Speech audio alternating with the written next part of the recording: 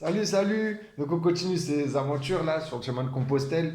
Donc, comme vous pouvez le voir, bah, il s'en passe des choses. En vrai, il s'en passe. Que vous soyez seul ou accompagné, en groupe, peu importe, et vous allez en vivre des choses. Donc, je vous encourage à vous lancer sur ce chemin si vous hésitez. Vraiment, profitez. Ça nous apprend beaucoup de choses.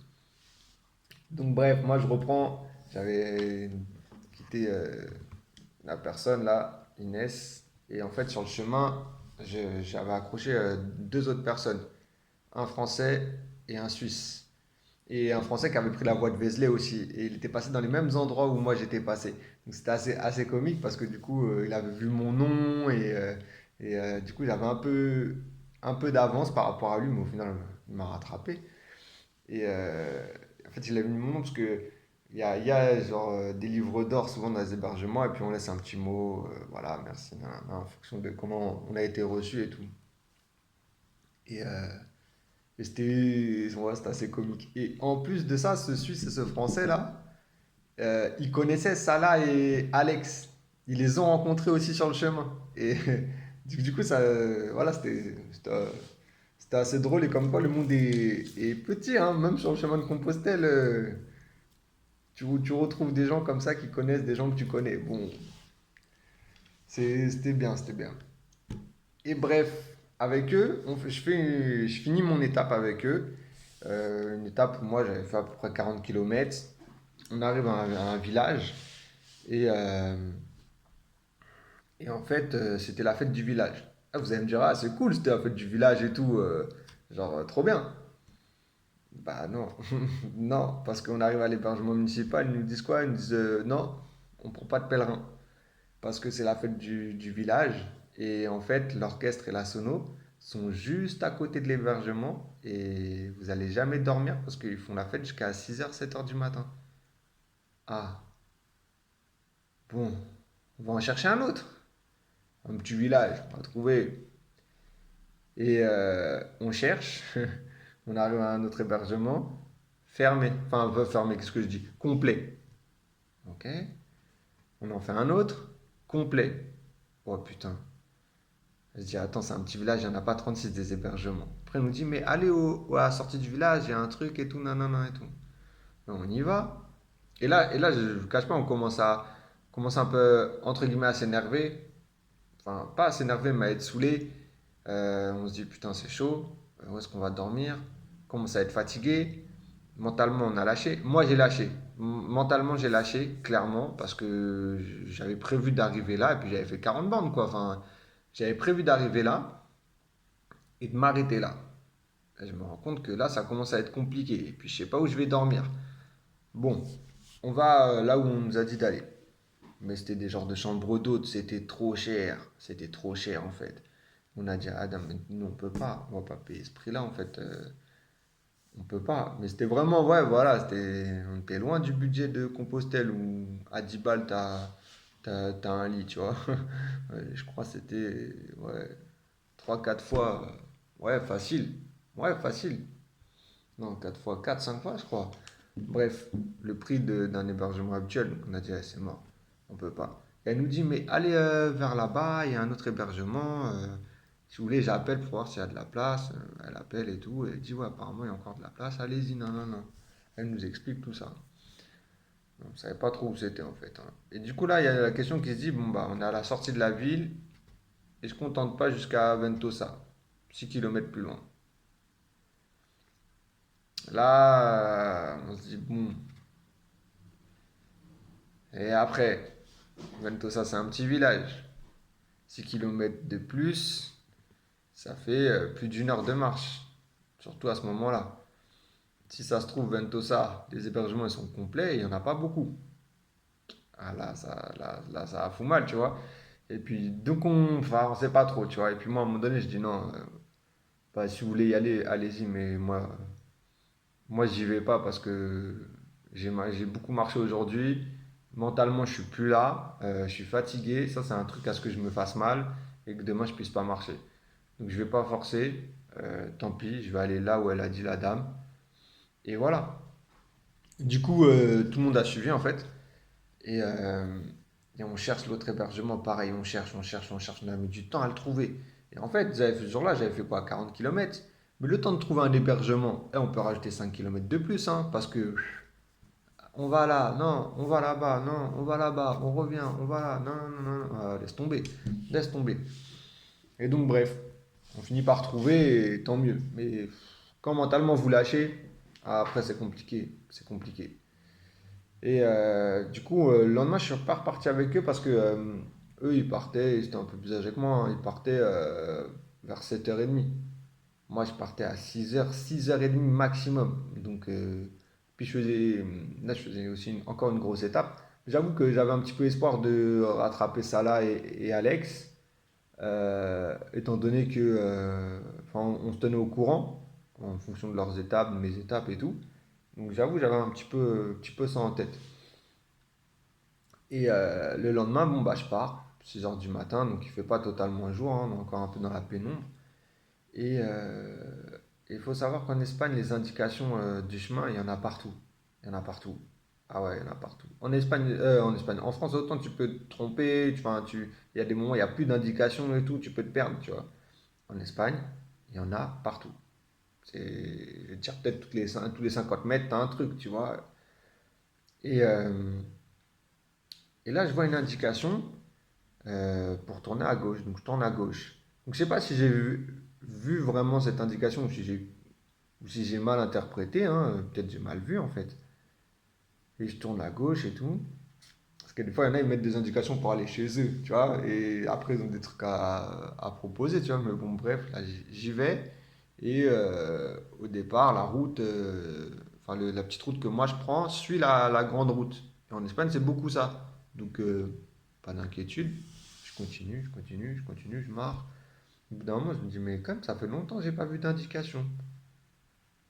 Bizarre. Mais bon, je continue mon chemin. Je continue, je continue, je continue. Et, euh, et je marche comme ça pendant quasiment 2 heures. Et en fait, la route, elle faisait ça. Et le chemin que j'avais pris faisait ça. Et en fait, il n'y avait pas d'indication. Et moi, je continuais mon chemin, je continuais mon chemin, je continuais. Et, et ce qui s'est passé, c'est que je me suis perdu dans les champs de vigne, là-bas, là, en Espagne. Et à un moment donné, je vous dis, j'avançais, les chemins, ça ressemblait même plus à des chemins, en fait. Putain, c'est bizarre et tout. Pas d'indication, il n'y a rien, tout ça. Google Maps. Je mets Google Maps. Et Google Maps, il sait pas où je suis.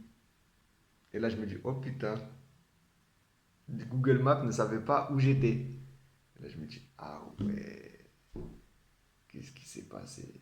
J'ai dû rater un truc, tu vois, c'est pas possible. J'ai raté une indication, je sais pas, il y a un truc. Donc là, je commence à m'énerver un petit peu. Je commence à dire, oh, je commence à m'agiter. Je me dis, oh putain. Bref, je regarde, j'essaye de voir et tout. Google Maps, il sait pas où je suis, il me met dans une zone grise là. Je suis pas dans une zone grise, j'étais dans des chemins et des zones vertes à côté de moi, tu vois. Non. Je dis, oh putain. Bref, je commence à revenir sur mes pas et tout. Je me dis, bon, vas-y, on va voir, hein. Je prends un chemin, je traverse un truc et je rencontre un paysan.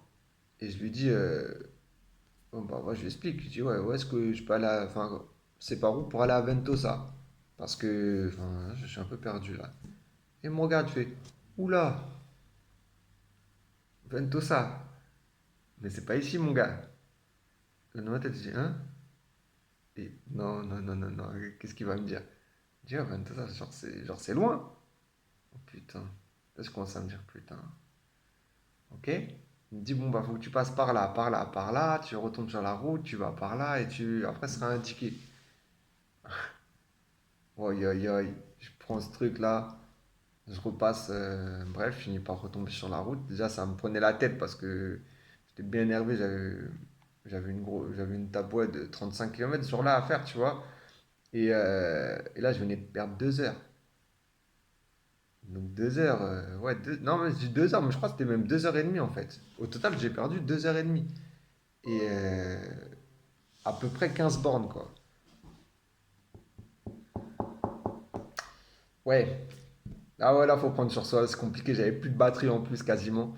J'ai dit, oh putain, faut pas que mon téléphone il me lâche et tout. Et j'étais énervé, hein.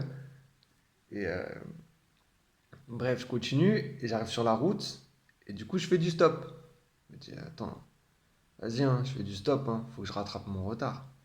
Les voitures, elles passent, il y a très peu de passages. Et puis, les voitures qui passent, elles ne calculent pas. Il y en a, ils commencent à calculer. Mais en Espagne, c'est bien vu de faire le chemin de Compostelle. Par contre, c'est mal vu quand tu veux pas marcher. En même temps, ça paraît un peu logique en même temps. Mais je veux dire, il n'y a pas de tolérance. Et là, quand je faisais du stop, je retrouvais, il y a des gens, ils passent en voiture. Et en gros, ils me faisaient comprendre, mais marche, marche. Pourquoi tu fais du stop? Marche. Tu fais le chemin. Bah marche. Ah les bâtards. Mais c'était sans même savoir ce qui se passait. Ils m'envoyaient des messages comme ça, tu vois. Des signaux. J'ai dit, ah les bâtards. Et je dis, ouais, je suis en galère en fait. Je marche. Ça fait 2h30, je marche. Je me suis paumé, tu vois. Bref, je continue. Et il y en a même carrément, ils s'arrêtaient genre une vingtaine de mètres avant moi et ils me disaient en gros, c'est par là, faut que tu ailles par là. Il m'a indiqué le chemin. J'ai dit, bâtard, mais prenez-moi en stop, putain. Et bref, du coup, du coup, ça me fait rire maintenant. À ce jour-là, je rigolais pas du tout, hein. Et je continue, je continue. Et il y a un gars, il s'arrête avec un minibus là. En fait, c'était un gars, il prenait les affaires de ceux qui le faisaient en vélo et il les transportait là où ils allaient, tu vois. Donc, euh, donc voilà, il s'arrête. Et je lui explique, je dis, ouais, excuse-moi, enfin, je suis perdu, tout ça. Je dois aller à Nahera, est-ce que tu peux m'emmener? Euh, il me dit oui. Nahera, c'était la ville où j'aurais dû être si je m'étais pas paumé, tu vois. Et du coup, il m'emmène et tout, je discute, j'explique un petit peu la situation, tout ça, et ce qui s'est passé. Ok et tout. Donc lui il rigole, bon, on parle un petit peu, tu vois, on fait connaissance. Et à un moment donné, il passe à côté du chemin. Euh, et il me dit, bah voilà, le chemin il passe là. En gros, là je te dépose. Et là dans ma tête, je me dis, il a pas compris ce que je lui ai dit. C'est pas là que je veux aller, c'est à Nahera, tu vois. Et, et là, je leur dis, non, non, est-ce que tu peux m'emmener à Nahera? Parce qu'en fait, je t'explique. Euh, je me suis paumé pendant 2h30. J'ai marché en fait. Et en fait, j'aurais déjà dû être là-bas, tu vois. Et en fait, il avait compris, hein. Il avait bien compris. Mais pareil, comme quoi, c'était un petit peu mal vu de faire du stop. Et enfin, bref. Mais du coup, il était quand même très gentil. Et il m'a emmené et tout. Mais j'ai senti que, bon, c'était un peu ça l'image que je dégageais. Tu veux faire ce compostel, mais tu veux faire du stop. Tu vois, genre en gros, ça passe pas.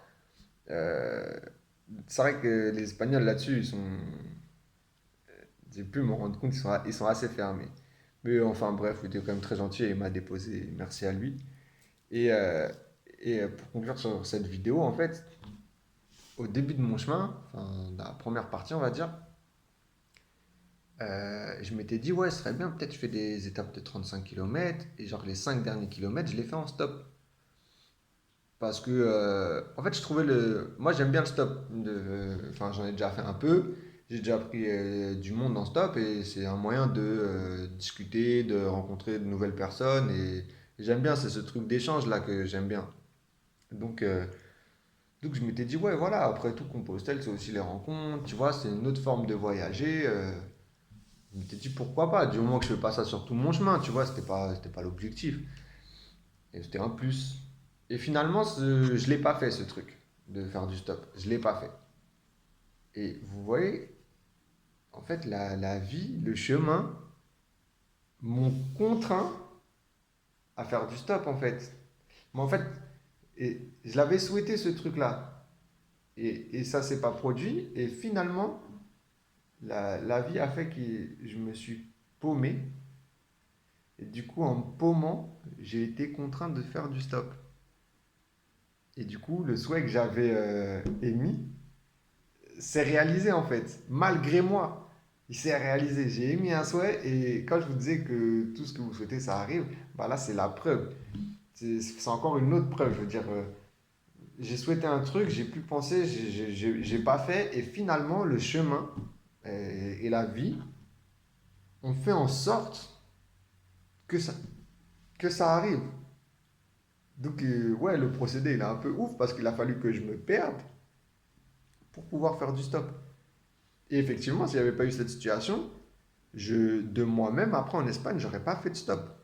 J'étais déjà, je pense vraiment pas dans cet état d'esprit, tu vois.